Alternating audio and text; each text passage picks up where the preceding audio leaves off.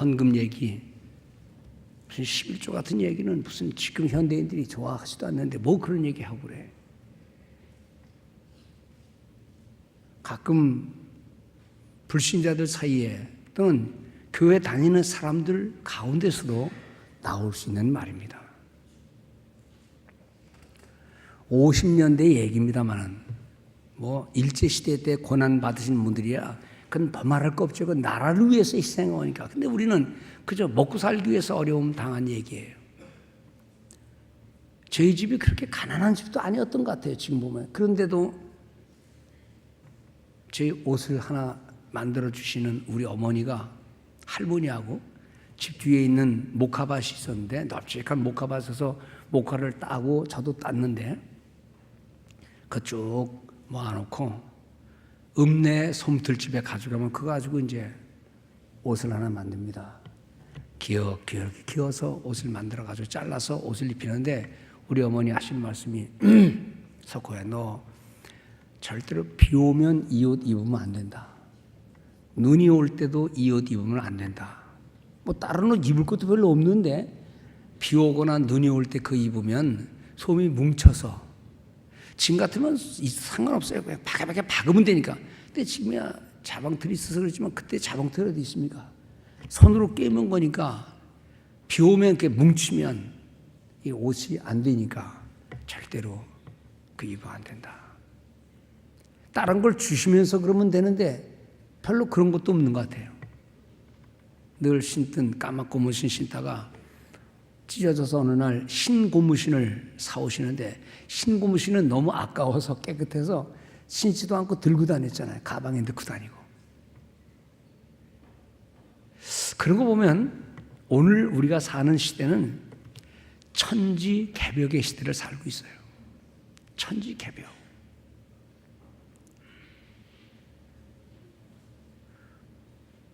화장실이 집안에 있다는 게 상상이나 했습니까 옛날에? 60년대 말 70년대 초에 반포에 갔더니 어느 집에 갔는데 가게는 1층, 집은 2층. 그래서 제가 그랬습니다. 아니 무슨 집이 땅에 있지 않고 뒤에 올라가 있어? 좀 있는데 3층이 생기더라고요. 사람은 2층에 3층에 살고 1층은 반포에 상가가 있어요. 그래서 시원하다. 집은 걸어 들어가서 대문을 열어야 되는데 한 1년이 있으니까 잠실에 12층, 20층 아파트가 생겨서 저건 혹 달린 사람들이 사는 곳으로 알았어요. 지금은 이런 얘기하면 말도 안 되는 얘기. 얼마나 많이 변했습니까? 그런데 이 변화에 맞추어서 인간은 그러면 얼마나 여유롭게 행복하게 감사한 마음으로 나누면서 사는가. 스피드는 점점 세게 나오는데 방향은 어디로 가야 되는지를 알지를 못해요. 이것이 한 개인의 문제만 아니라 사회의 문제요, 국가의 문제도 민족의 문제도 된다는 겁니다. 흥망성쇠를 거듭하는 인간과 인류의 역사, 참 기가 막힌 흔적들, 조상들이 그것을 짓느냐고 얼마나 애를 썼을까. 그런데 텅텅 비어있는 모습들을 보면서 사실 소중한 것은 건물이 아니라 한 시대의 위대한 업적이 아니라 그것을 이어받는 다음 세대 문제가 심각하게 있다 이렇게 생각합니다. 오늘 설교를 하면서 제가 사진 몇 장을 좀 준비해 보라 그랬습니다.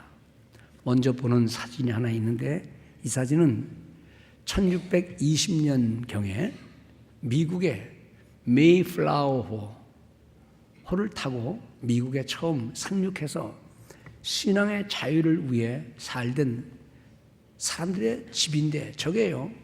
속에 들어가 보면 가보시면 알겠지만 우리나라 민속촌만도 못해요. 속에 들어가면 그냥 원신들이 불 떼서 연기 나가게 만들고 저기서 먹고 지내는 땅바닥에서 잠자리를 땅에서 잘 수 없기 때문에 나무떼기로 침대를 만들었는데 모양새는 좋지만 실제 가보면 아마 여러분들 가운데 아무도 저런 데서는 자지 못할 거예요.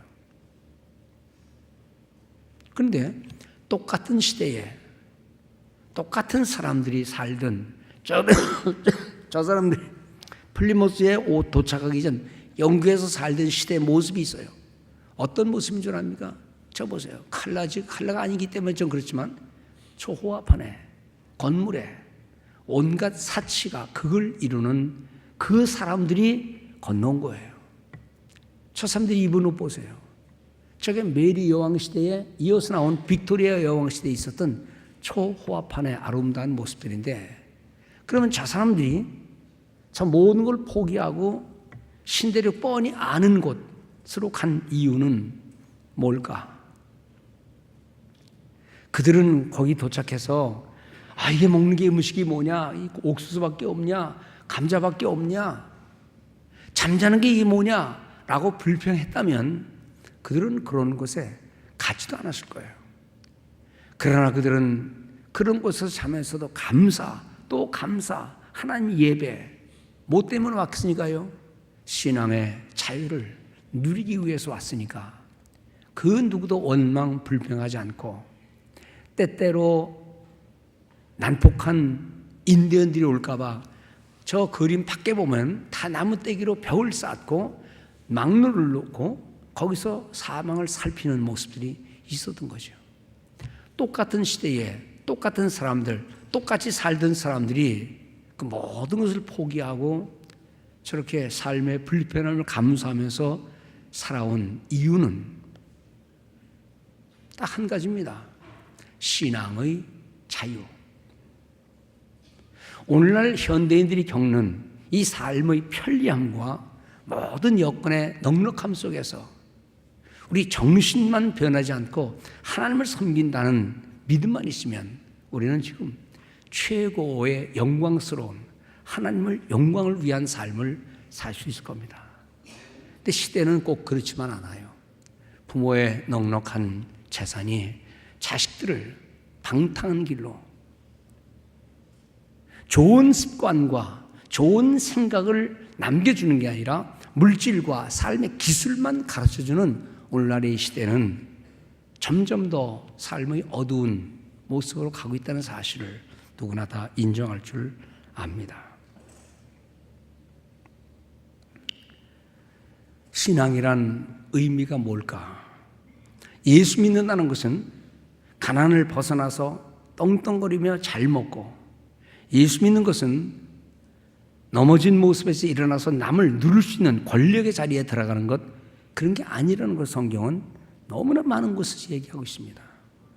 성경은 그렇다고 가난하게 살아야 된다, 또는 발전해서는 안 된다, 또는 너무 편리하게 살지 마라, 뭐 그런 거를 조장하지 않아요. 가난을 조장하는 것도 아니고 인간사의 발전을 가로막는 것도 아니고 삶의 편리함을 외면하는 것도 아닙니다. 그렇다고 해서 신앙은 부를 향한 욕망을 부채질하거나 성공과 성취를 반드시 이루어야 된다는 그런 것만을 요구하는 것도 아니라는 겁니다. 신앙의 가장 위대한 모습은 어떤 형편에서든지 어떤 조건에서든지 우리는 하나님을 향한 신앙을 잃지 않고 감사하면서 오직 하나님 영광 위해서 내 영혼의 부요함과 내 가족들의 영혼의 부요함과 내 이웃의 영혼의 구원을 위해서 드려지는 하나님 중심의 가치관을 우리에게 요청하고 있는지 모르겠습니다. 오늘 그러므로 우리는 삶의 형편이 다 다르고 삶의 조건도 다 다르지만은 오늘 우리의 있음 자체 속에서 감사하고 하나님 향한 참된 신앙은 그 의미가 어디에 있는가를 살펴보는 거죠. 오늘 우리가 읽은 에레미야 35장에 나오는 내용은 조금 특이한 내용입니다. 가장 위대했던 선지자 중에 한 사람인 선지자 에레미야가 하나님의 말씀을 듣습니다. 예레미야에게 말합니다. 예레미야야, 너는 레갑 족속들을 다 불러 모아라. 그리고 그들의 삶의 처소에서 떠나서 여호와의 집 방 한쪽에 그들을 다 모아라. 그래서 모았습니다. 여기저기 그 후손들을 모아놓고 하시는 말씀이 잔을 돌려라. 술잔과 포도주 잔을 돌리면서 그들에게 마셔라 라고 말해라. 그들 했습니다. 남편도 아내도 자식도 다 모아놓고 한 잔씩 드시게 하고 한 잔을 다 따라주는데 레갑 족속에 하는 말이 우리는 우리 조상 먼 옛날 요나답의 시대부터 이 포도주를 먹지 않았습니다. 우리 조상들이 말씀하시기를 너희는 포도주를 마시지 말라. 농사도 짓지 말라. 집도 짓지 말라. 그리고 장막에 거하고 포도원과 같은 농장도 갖지 말라라고 말씀했다는 겁니다. 어떻게 보면 그럼 어떻게 살라고 그러는 거냐? 아니, 포도주는 옛날이나 지금이나 최고의 음료인데 농사 안 지면 어떻게 먹고 살라고? 집을 짓지 않으면 어디서 살라고? 당장 의문을 갖는데 이 주어진 명령의 그 이면에는 아주 중요한 소중한 가치가 있는 겁니다. 원래 이 레갑 족속은 먼 옛날 이방인들이었습니다.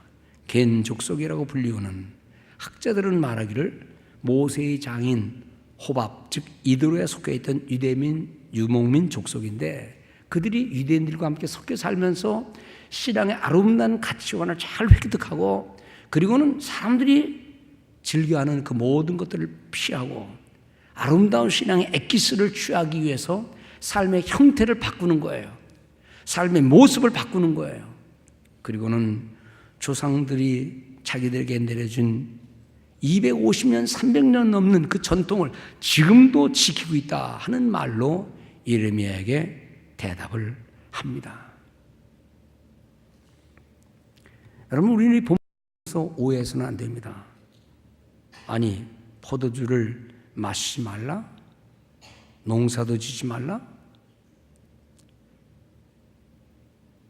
술은 또는 포도주는 지금 우리의 관점에서 보지 말고 그 당시의 관점에서 볼 때 세속에 물들은 성결을 내어버리는, 포도주 자체가 무슨 죄냐라고 말할지 모르지만 그것에 집착함으로 옛날이나 지금이나 인격을 말살하게 하는 그런 모습들을 종종 본다는 겁니다. 물론 지금이야 음식에도 넣고 약으로도 쓰고 또 즐거운 파티에도 쓰지만 그 당시에 이스라엘 백성들의 거친 모습과 타락한 모습을 비교해 볼 때 그들은 남들이 어떻든 간에 그 성결한 삶과 세속에 물들지 않으려고 하는 그 모습을 포도주를 마시지 아니함으로 지켜내가, 이것이 한 세대 끝난 게 아니라 200년 넘게 250년이 넘는 세월 동안 믿음의 아름다운 진보를 이루며 살았다는 사실입니다. 집을 짓지 않으면 어떻게 살라는 거냐? 농사는 당연히 지어야 되지 않느냐? 여러분들, 집을 짓고 농사를 짓는다는 것은 어느 한 곳에 정착된 삶을 살라는 거예요. 부유함을 위해 농사를 짓고 평안한 삶을 살기 위해 집을 지어 산다고 하는 그것이 한 곳에 정착함으로 인하여 편리함을 추구하고 온 세상이 하나님의 장소요 순례자의 삶인 것을 교훈하기 위해서 일부러 하나님께서는 요나답의 후손들을 통해서 이런 삶을 살도록 요청한 것입니다. 세상 욕심에 집착하지 말고 떠나기에 쉽게 검소하게 편리한 삶을 살도록 요구했다는 말씀입니다.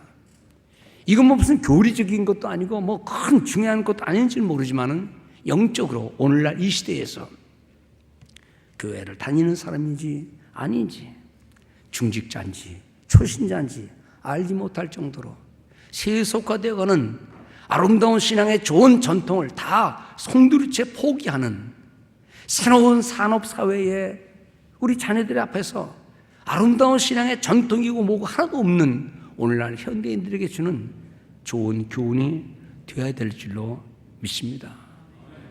하나님이 이렇게 주신 교훈의 목적은 뭘까?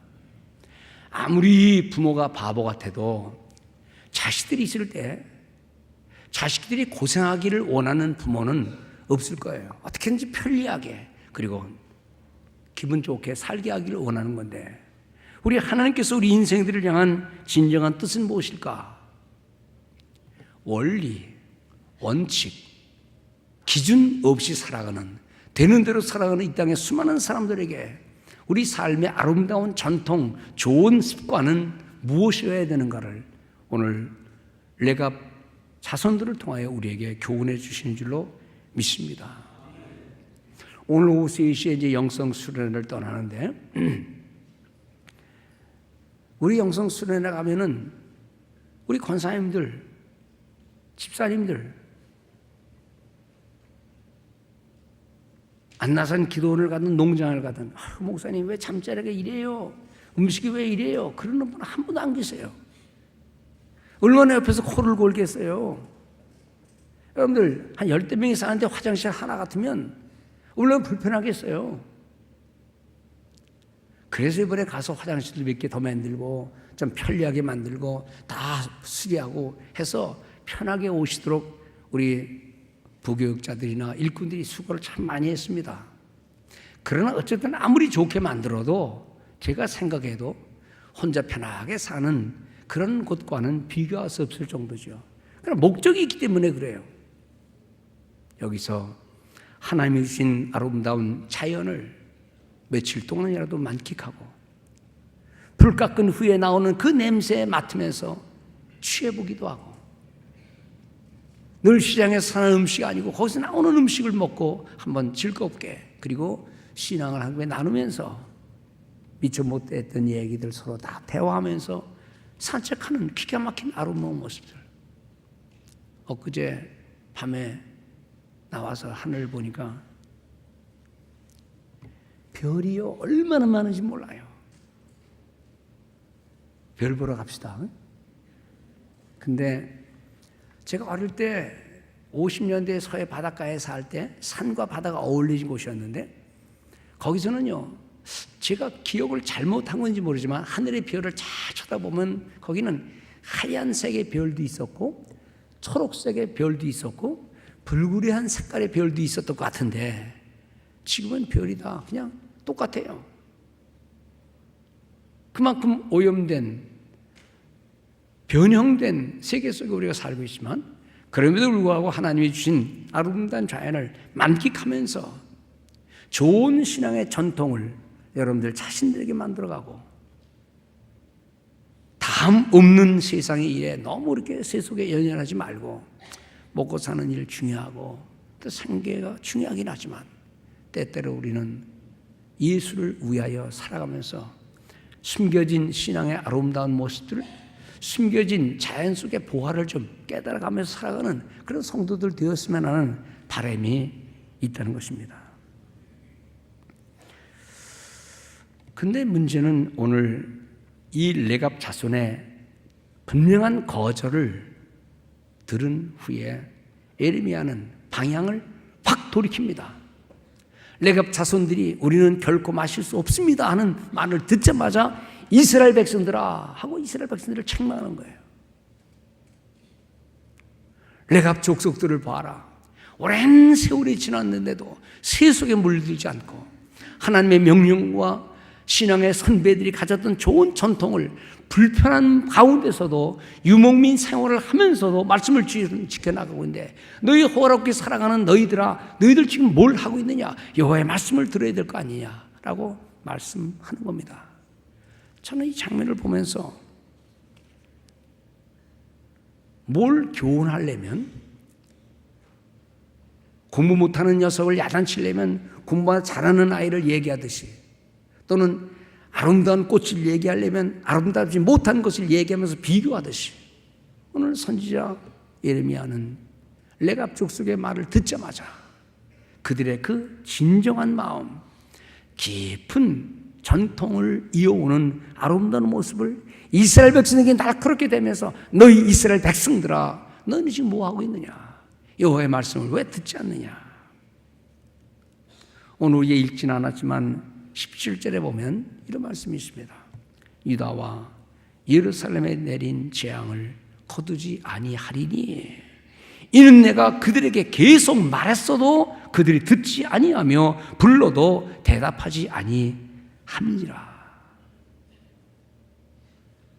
여러분들이 서로 카톡하시고 메시지 보낼 때 집사님, 권사님 어떠세요? 뭘 하시면 좋겠어요? 뭐 이렇게 얘기할 때 대답이 없으면 상대가 좀 불쾌하게 여길 수도 있습니다. 아니면 몸이 아프신가? 셀폰을 놓고 다니셨나? 잊어버리셨구나. 하도 바빠서 그걸 보실 시간이 없구나. 그럴 수도 있지만 어떤 사람들은 아예 무시해버리고 대답을 안 하면 상대방이 메시지를 보내건 카톡을 보내건 글을 보낼 때 좀 머쓱하고 마음이 상하죠. 유다와 예루살렘이 어떤 곳입니까? 하나님을 섬기고 예배하는 가장 본산적인 곳입니다. 가장 본류의 곳입니다. 그런데 형식은 있고 외모는 있는데 마음으로 하나님을 섬기는 게 없으니 예레미야 선지자가 울며 얘기를 할지라도 대꾸를 하지 않는 거예요. 이 대꾸하지 않는 이스라엘 백성들에게 경고를 내리기 위해서 레갑 족속을 하나님께서 부르시고 자, 마셔라, 마셔라, 마셔라. 그들의 그 분명한 대답과 우리 조상들이 지낸 이후부터 우리는 이 술을 입에 대지 않았습니다. 우리는 광야에 집을 짓고 삽니다. 광야에서 나그네 삶을 삽니다. 라고 하는 것이죠. 오늘 우리 성도들이 이 세상 살면서 아름다운 신앙의 좋은 가문, 전통, 아버지, 어머니로서, 부모들로서 우리 자식들에게 남겨줘야 될 아름다운 신앙의 흔적은 무엇이 있을까? 오늘 보면 18절, 19절에 보면 이렇게 말씀합니다. 너희가 너희의 선조 요나답의 명령을 순종하여 그의 규율을 지키며 그가 명령한 것을 행하였도다. 너희가 두 종류의 너희가입니다. 너희가 유다와 예루살렘 사람들은 너희들의 예배에 익숙하면서도 하나님 말씀을 진정으로 받지 않는 너희들아, 하나님이 진노하시는 걸 잊지 말아라. 너희들아, 너희들이 250년 세월이 지났음에도 불구하고 그 아름다운 전통을 이어가는 이 하나님의 축복된 백성들아라고 말씀하고 있는 겁니다. 저는 우리 식구들이 예수를 잘 믿고 하나님을 잘 섬겼던 그저 뒤늦게 출발을 했지만 우리 아버님이 늘 그렇게 말씀하셨듯이 내가 이렇게 예수 없이 산 것이 너무나 후회되고 늘 간증을 하시면서 예배 시간마다 간증하시는 거예요. 간증이 어떤 때는요, 솔직히 빨리 예배 끝나야 입학시험 보러 가고 얼른 끝나야 내가 시험 공부를 해야 되는데 그 말씀이 길어요. 그럴 때는 빨리 끝날 때만 기다리는 거예요. 근데 또 말씀을 하고 또 기도도 하는데 우리가 7남매니까요, 한 사람씩 기도만 해줘도 1분만 기도해도 7분이에요. 그 성질 급한 젊은이들인 우리가 아버지의 그 기도를 다 받기가 힘들잖아요. 그렇지만 아무도 아버지 기도 빨리 해주세요, 그런 말을 못해요. 요즘 우리 자녀들에게 가서 기도하면 아빠, 잘 거예요, 빨리 가서 자야 되니까 기도 간단히 하세요. 우리 딸이 그러더라고요. 아빠, 잠잘 시간 지났어요, 간단하게. 근데 또 기도도 길게 하지만 또 아버지가 이제 토요일 날 밤에 예배 드릴 때 아버지가 번 돈이 아니에요. 아버지가 형님이 벌어온 돈이, 아버지는 그때 이제 직업을 다 포기했으니까요. 전도만 하러 다녔으니까. 그래도 월급을 가져온 걸 또 우리 앞에서 다 세세요. 또 다 쉬어요. 그리고 11조, 이건 네 거, 감사헌금, 네가 헌금할 거 다 나눠주세요. 왜 그렇게 하셨을까?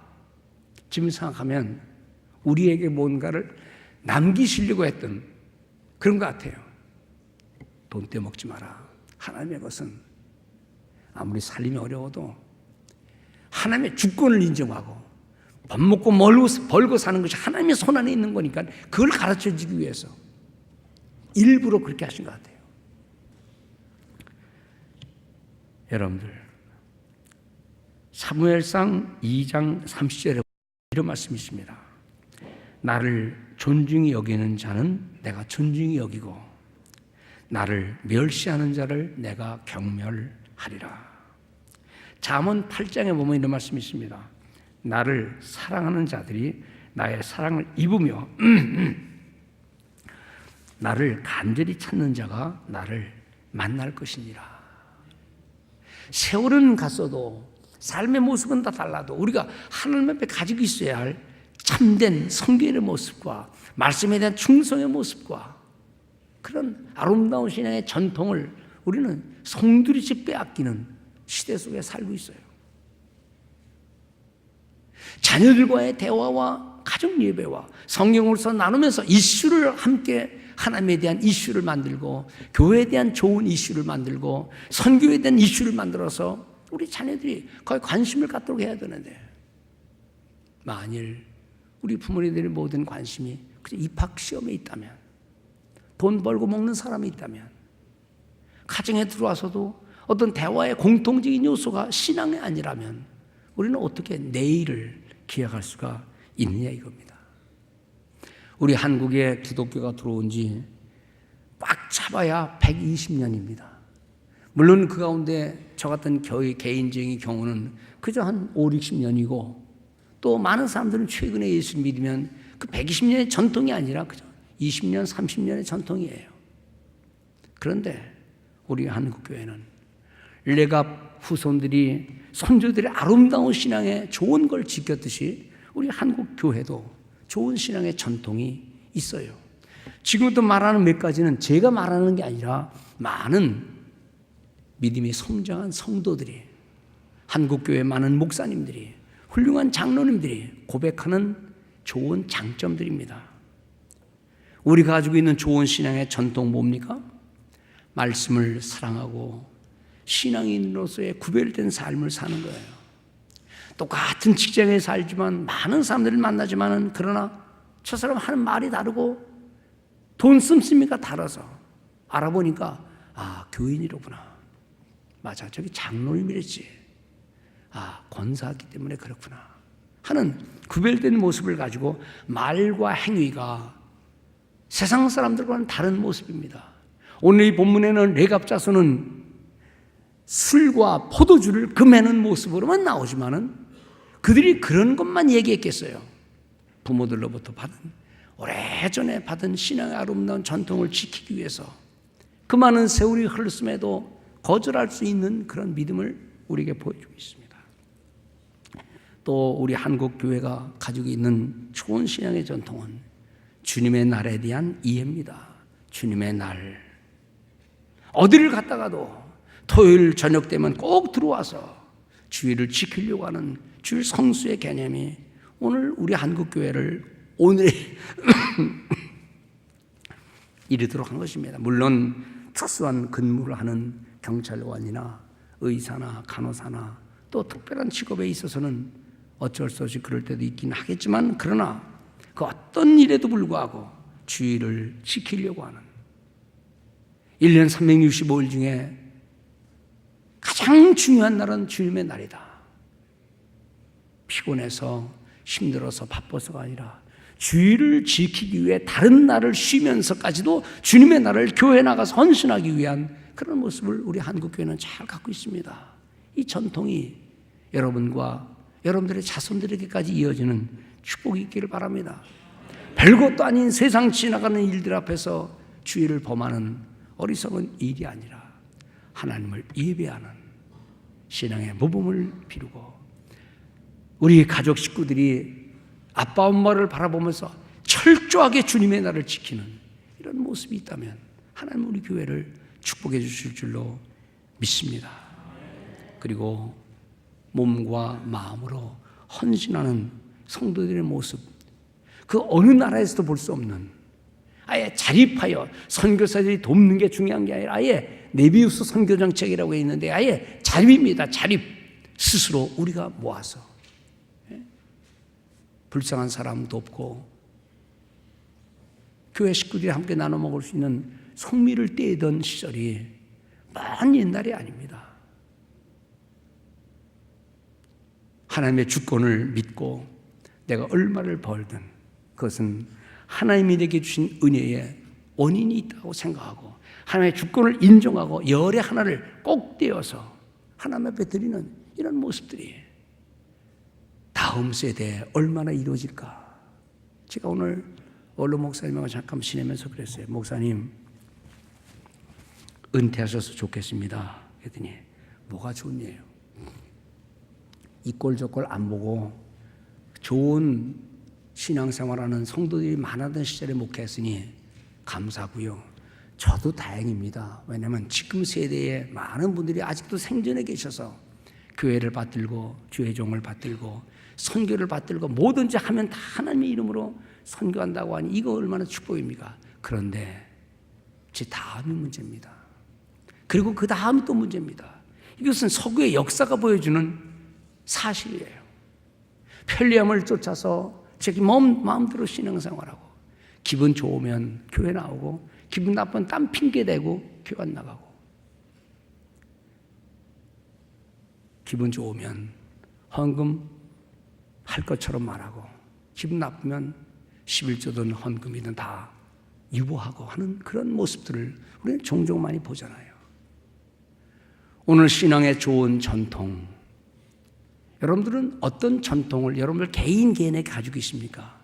아름다운 신앙의 전통을 자신들에게 남겨주는 어떤 좋은 버릇이 있습니까?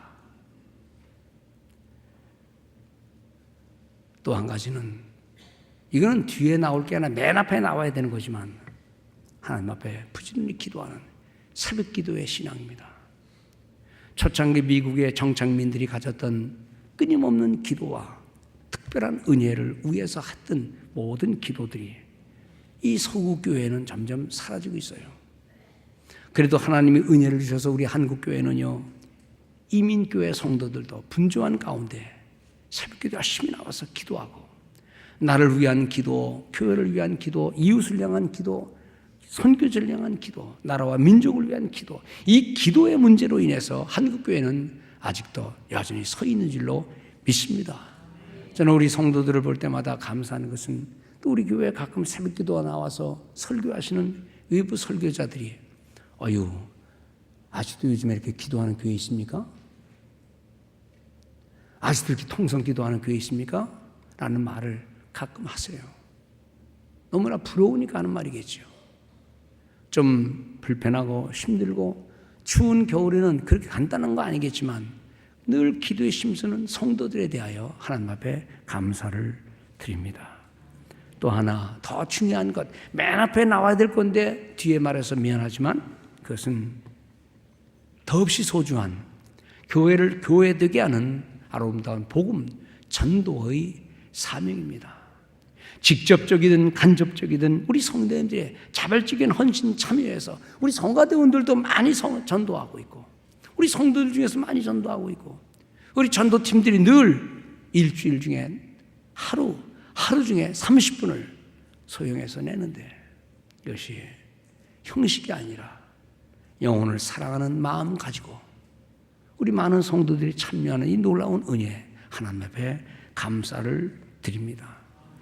여러분들 아름다운 좋은 전통, 개인의 좋은 신앙의 아름다운 습관을 점점 잃어버리는 편리함과 손쉬움과 안락함만 추구하는 이 사회 속에서 우리는 얼마나 하나님을 변함없이 사랑하고 있는가 자신들을 돌아봐야 될 줄 압니다. 물질이나 외형적인 조건보다도 좋은 생활의 습관을 자식들에게 이웃들에게 남겨주는 소중한 아름다운 신앙을 갖기를 바랍니다. 누가 통계를 냈다고 그래요. 100명의 성공하는 위대한 성공자를 보면 그들의 대부분 다 부모가 재산을 남겨준 게 아니라 부지런함과 성실함과 좋은 인간 교제를 가르쳐준 습관들이, 좋은 전통들이 자기들을 성공하게 만들었다 그 말입니다.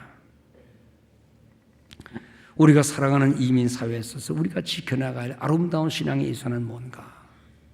부부가 앉아가지고 교회를 염려하고 누군가를 위해 같이 기도하고 하는 그 모습에서 남편이 아내를 존중하고 또 아내가 남편을 사랑하고 이러는 아름다운 모습들, 자녀들 앞에서 우리 마음 다 내놓고 하나님의 교회를 위해 기도하는 모습을 가지고 있을 때 그 모습 속에서 우리의 자녀들은 부모를 이해하고 그 아름다운 신앙을 이어받게 할 줄로 믿습니다. 오늘 설교의 제목 가운데 기가 막힌 아름다운 모습, 그러나 잊혀져가는 비극에 대한 얘기였습니다. 잊혀져가는 비극에 대하여 성경에 한 구절이 있는데요, 사사기 2장 10절을 한번 우리 다 같이 한 목소리로 읽었습니다. 사사기 2장 10절 화면을 보셔도 됩니다. 다 같이 읽어봅시다. 시작.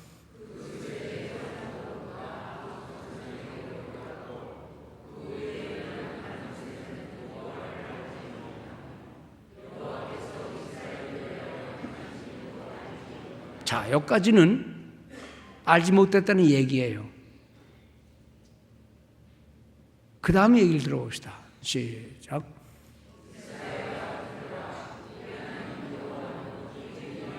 저거는요, 잠깐만, 이거는 나중에 할 얘기예요. 자, 사사기 2장 10절에는 왜 비극이 있느냐? 진짜 비극이에요. 왜냐하면 다시 펴보세요. 다시 사사기 2장을. 그 세대 사람들이 다 조상들이 돌아갔고 다 죽었다는 얘기입니다. 죽지 않은 인간이 어디 있어요? 근데 그 후에 일어난 다른 세대는 여호와를 알지 못하며, 아니 여호와께서 이스라엘을 위해 행하신 일도 알지 못했다. 얼마나 많은 일이 있었습니까? 모세의 이야기, 홍해를 가른 이야기, 광야에 지나가면서 반석을 깨신 이야기, 그들이 범죄해서 하나님의 벌 받고 그리고 회복한 이야기, 얼마나 많은 이야기거리가 있었는데, 그럼 왜 다음 세대가 그걸 몰랐느냐? 왜 몰랐을까요? 말하지 않아서 그랬죠. 왜 말 안 했을까? 바빠서 그랬겠죠. 관심이 다르니까. 부모가 자식에게 앉아서 공부 얘기는 한 건 좋아요. 스포츠 얘기만, 골프 얘기만, 세상 돌아가는 얘기는 다 실컷 해놓고 성경의 얘기, 하나님에 대한 이야기, 감사한다, 고맙다, 그 얘기 안 하는 거예요. 그 성공이 다음 세대를 보장할 수 있는 말씀이에요. 다른 다 잘해놓고 교회 얘기에 대해서는 다 입을 다물고, 얘기해봤자 누구 형이라 본다면 그 아내가, 그 남편이 또는 그 자식들이 교회를 존중히 여기고 하나님의 사랑을 이해할 수 있겠느냐 이 말이에요. 지금 이루어지는 일들, 우리가 기도해야 될 일들, 야, 오늘 권사님이 지금 아프시대, 오늘 장로님이 아프시대, 여보 잠깐 기도합시다. 밥 먹을 때 당신 그 기도해. 같이 기도하고 밥 먹자. 밥 먹고 나서 야, 교회에 이런 일이 있는데 기도해야 되겠다. 왜 다음 세대가 알지 못했느냐?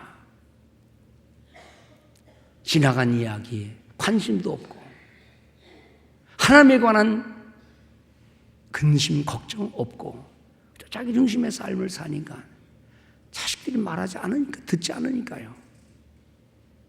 그런데 오늘 신명기는 우리에게 교훈해 주겠습니다. 신명기 6장에 나오는 내용인데요, 4절에서 9절까지 화면을 띄워주시기 바랍니다. 다 같이 읽어봅시다. 시작.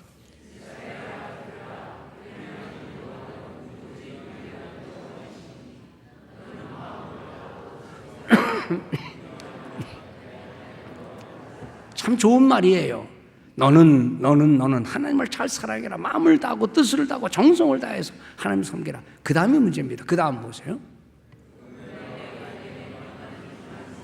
너는 마음에 새기고 내 자녀에게 부지런히 가르치며 집에 앉았을 때든 길을 갈 때든지 누워 있을 때든지 일어날 때든지 이 말씀을 강론할 것이며, 너는 또 그것을 내 손목에 매어 기호를 삼으며 내 미간에 붙여 표를 삼고 내 집 문설주와 바깥문에 기록할지니라. 자식들과의 대화 속에서 자녀들이 들락날아가는 곳에서 자녀들이 아버지 얼굴을 볼까봐 미간에다가 붙이고 손목에도 붙이고 들락날락거리는 문설주에도 붙이고, 여러분들 방식은 다를지라도 하나님을 사모하는 사랑하는 그 마음을 자식들이 본다는 것은요 아주 가장 중요한 복음의 유산인 줄 믿고 우리 자녀들에게, 다음 세대에게, 손자 손녀들에게 이 믿음을 남기는 복된 성도 되시길 바랍니다. 얼마나 먹어야 더 먹어야 되고, 얼마나 가져야 더 가져야 되고, 그것이 인간의 행복을 얼마나 주느냐. 남은 생애 동안 하나님 바라보면서 하나님 중심의 삶을 사는 그리고 아름다운 신앙의 전통을 나와 내 자녀에게 남기는 복된 모든 성도 되시기를 주의 이름으로 축원을 드립니다.